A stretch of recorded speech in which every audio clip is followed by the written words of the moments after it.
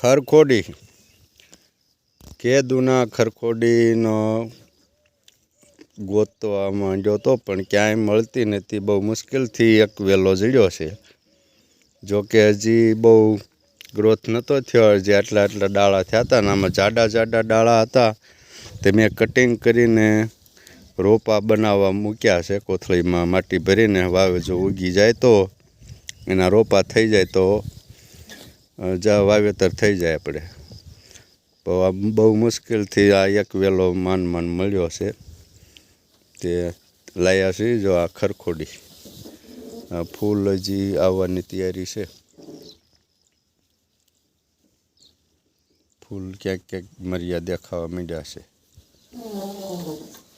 આ ખરખોડી જીવંતી ડોડી કહેવાય ને.